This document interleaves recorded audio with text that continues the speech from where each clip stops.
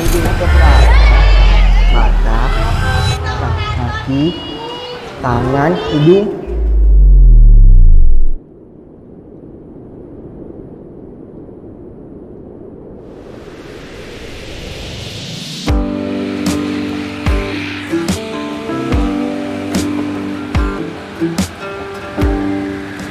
Sekolah, tempat di mana kita bisa belajar dan mendapatkan ilmu baru yang berguna di masa depan nanti. Bukan hanya itu, di tempat inilah kita juga bisa merasakan kehangatan dan saling menghargai satu sama lain. Seperti di SLBC Dian Grahita, tempat yang aman dan penuh harapan, di mana mereka, anak berkebutuhan khusus, dapat belajar dan bermimpi seperti anak-anak lainnya.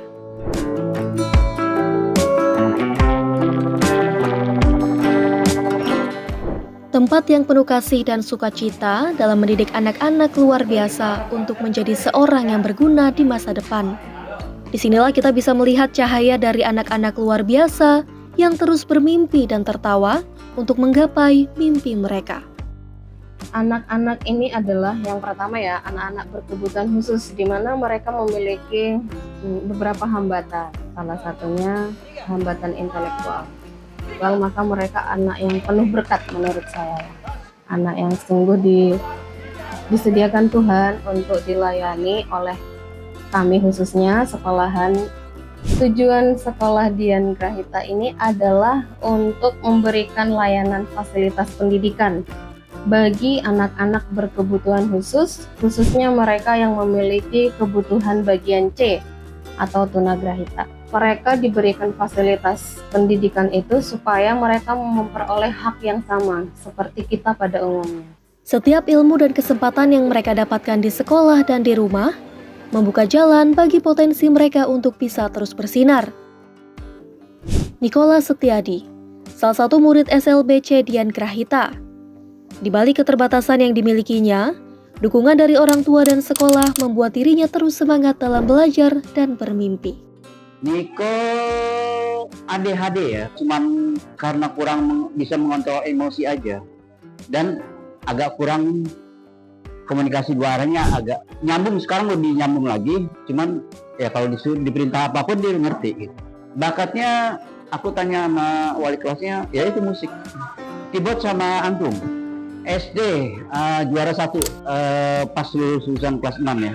Ya biasanya sih dia juara 2, juara 3. Ya aku bangga juga sih, ternyata anakku bisa berkembang cukup baik gitu. Dan gurunya hebat banget gitu mendidiknya gitu. Dan emang Niko tuh daya ingatnya cukup bagus. Kalau ada ulangan apapun dikasih soal-soal, terus di print, terus suruh baca, dikosongin, terus diulang-ulang sampai dia nempel di kepala gitu. Ulangannya juga bagus gitu.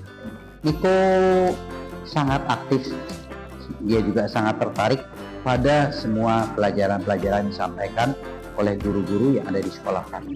Dia berusaha tampil sesuai dengan arahan yang disampaikan oleh gurunya di kelas tersebut. Untuk dalam bidang akademik, Niko tidak mengalami banyak hambatan dibandingkan dengan teman-teman sekelasnya.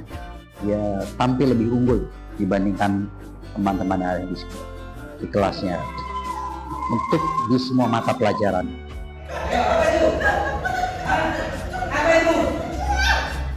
Berbagai pelajaran mulai dari akademik, non-akademik seperti olahraga dan kesenian, hingga pelatihan kemandirian diberikan oleh sekolah ini.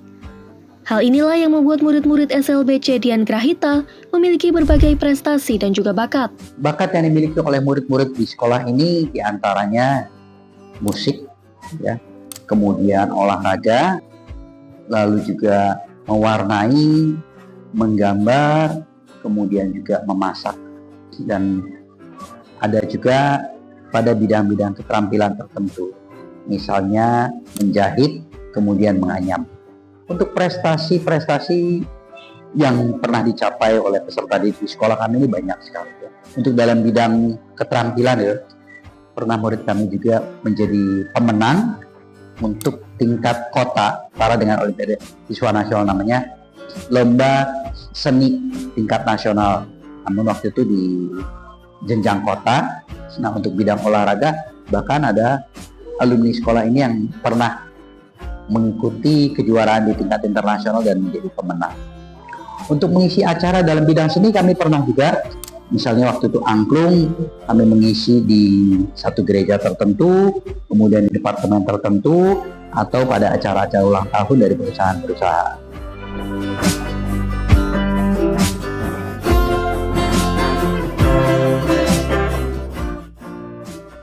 Pendekatan tentu kami lakukan kepada peserta didik yang memang mengalami kesulitan. Pun pada bentuk-bentuk latihan kemandirian yang lain, memang kami lakukan pendekatan secara personal. Namun, di balik cahaya yang bersinar di dalam sekolah ini, terkadang terlintas pertanyaan, apakah di luar sana cahaya itu tetap bersinar? Menurut saya ya, stigma negatif yang diterima mereka ya dari masyarakat itu kurang penerimaan terhadap mereka. Padahal mereka sama dengan kita. Cuman bedanya kita lebih sempurna. Mereka memiliki kebutuhan. Lalu ada beberapa masyarakat, dalam hal ini pribadi ya, manusia itu melihat anak ABK itu tanda petik jijik ya. Itu sedangkan dia dan saya sama-sama ciptaan Tuhan. Stigma negatif tersebut bukan hanya sekedar pandangan. Bagi mereka, setiap tatapan sekolah merendahkan. Setiap bisikan, bahkan perlakuan tidak menyenangkan menjadi suatu beban dan luka yang seharusnya tak mereka terima.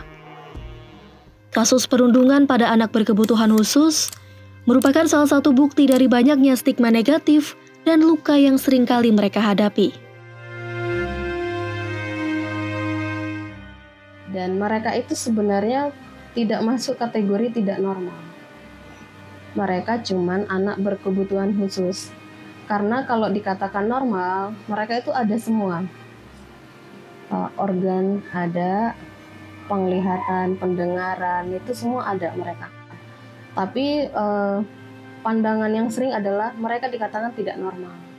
Mengakibatkan kita menjadi menjaga jarak terhadap mereka.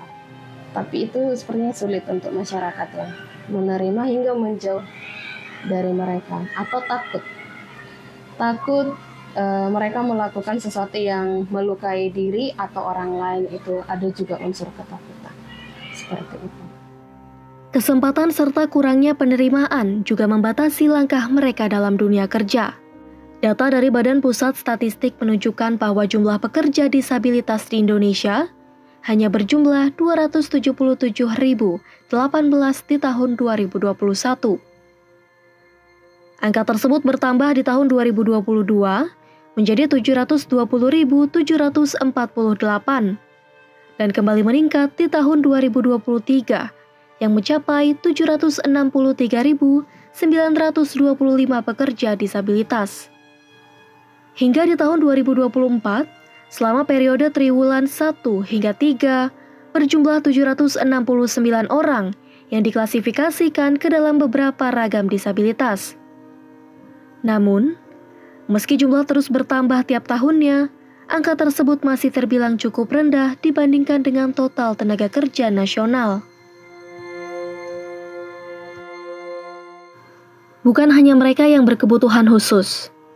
Sebagai orang tua dari anak berkebutuhan khusus, juga akan terus mengalami berbagai kesulitan dan tantangan dalam mendampingi anak mereka. Kesabaran menjadi salah satu tantangan yang harus mereka rasakan. Sangat dekat sekali dengan Niko. Bahkan ya mungkin kita udah ada ikatan batin gitu ya, satu sama lain tuh saling mengerti gitu. Aku dari umur 2 tahun mendampingi Niko. Dari umur 2 tahun sampai hingga sekarang sudah 16 tahun mendampingi Niko terus. On time 24 jam di rumah kemanapun aku pergi pasti ikut. Kesulitan yang sangat besar ya itulah kesabarannya. Kita diuji betul-betul harus super sabar. Kalau sabar aja nggak cukup ya. Dan kita tuh ya sebagai manusia ya seringkali aku juga over gitu, lost gitu. Tapi nggak sampai lepas banget gitu, masih bisa terkontrol emosiku. Ya itu yang sangat berat banget itu, ngontrol emosi ya. So udah sampai memuncak, tapi aku ingat lagi sadar bahwa dia juga, Niko juga nggak ingin seperti itu. Ya kita yang sadar. Selama ini dulu ya betul ya, rasanya kita punya pemikiran untuk masa depannya bagaimana gitu ya. Aku sampai stres mikirin gitu ya, untuk kemandirian dia, supaya dia bisa masa depannya, ke depannya bisa mandiri, bisa hidup sendiri. Kita orang tua nggak mungkin kan seterusnya untuk mendampingi Niko saat tertentu, ya kita harus kembali pada yang sang pencipta kan. Itu yang paling berat aku pikirkan dulu tuh. Ya sebagai manusia kita wajar. Aku pertama kali menerima seperti ini ya, kita jujur aja agak soalnya kita tidak bisa menerima dan stres. Awalnya ya kita sebagai orang tua manapun tidak ingin mempunyai anak seperti itu. Tapi lama-kelamaan ya aku pikir Tuhan memberikan padaku, pasti Tuhan memberikan hal-hal yang baik dan memberikan kekuatan untuk menjaga, mendidik, dan menyayanginya. Walaupun Niko seperti itu adanya, ya kita harus terima. Meski kesulitan dan tantangan terus dialami oleh orang tua dan juga guru di sekolah, tak membuat mereka menyerah dalam mendukung anak dan juga murid-murid mereka. Pendidikan dan pelatihan yang layak, kepercayaan dan dorongan yang terus mereka berikan, potensi yang dimiliki anak-anak berkebutuhan khusus perlahan akan terus bersinar dan mampu untuk berkarya di tengah masyarakat. Seperti di tempat ini, Cafe Kopi Kamu. Kafe yang memberi kesempatan bagi penyandang disabilitas untuk bisa bekerja dan berkarya. Sebetulnya lebih ke arah spontanitas saja. Jadi dalam suatu acara di Pondok Indah Eco Living Festival, kemudian ada Potars. Potars itu Yayasan Persatuan Orang Tua Anak Down Syndrome. Mereka sewa booth di sana, di mana anak-anak mereka yang Down Syndrome itu membuat dan menjual kopi. Dari situ saya tersentuh, kemudian saya tanya ke pengurus Potars, saya tanya kalau mau beli kopi anak-anak ini lagi, saya harus kemana? Ternyata saya mendapatkan info dari mereka bahwa dari Potars itu belum punya tempat tetap untuk anak-anak itu bisa berkarya. Jadi dari situ saya tawarkan ke mereka, bagaimana kalau anak-anak itu daripada disia-siakan bakatnya, bagaimana kalau bekerja saja di tempat kami.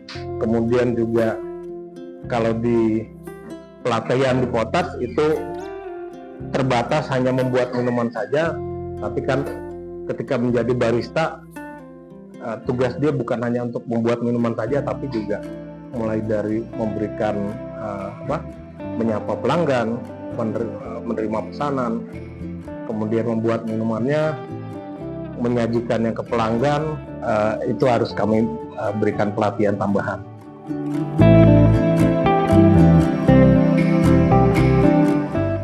Menurut saya sih hal seperti ini harus diduplikasi ya. Hal yang kami lakukan, kami harap bisa dilakukan juga oleh perusahaan-perusahaan lain. Kemudian dari masyarakat juga saya sangat menyarankan untuk bisa berkunjung juga ke tempat-tempat, ke perusahaan-perusahaan yang menyediakan lapangan pekerjaan untuk penyandang disabilitas itu. Lewat cara-cara inilah sebetulnya masyarakat bisa belajar, bisa tahu, bisa sadar bahwa ketika diberi kesempatan, orang-orang itu juga bisa berinteraksi dengan normal dan bermanfaat untuk masyarakat.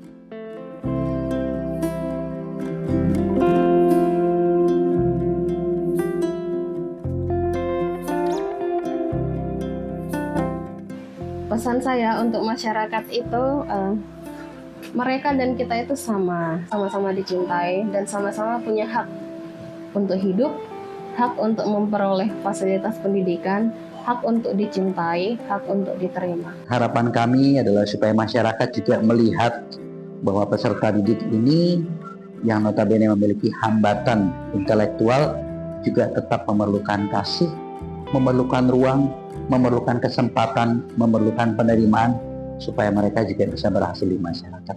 Demikian. Ya, bagi semua orang tua yang punya anak kebutuhan khusus, aku pikir kita harus terima dan dengan apa adanya, walaupun itu berat. Dan kita jangan minder, jangan resah di tengah-tengah lingkungan masyarakat bahwa anak kita autis. Tapi kita harus tetap bersyukur, karena apapun yang sudah Tuhan berikan itu harus kita jaga dan kita lindungi dan kita sayangi. Di balik keterbatasan yang mereka miliki, tidak membuat mereka berhenti untuk bermimpi. Pendidikan, dukungan, serta kesempatan adalah kunci yang membuat mereka bisa terus berkembang dan berkarya untuk menggapai mimpi. Cahaya di masa depan bukan hanya milik mereka yang sempurna, tetapi juga milik mereka yang terus berjuang dan berusaha.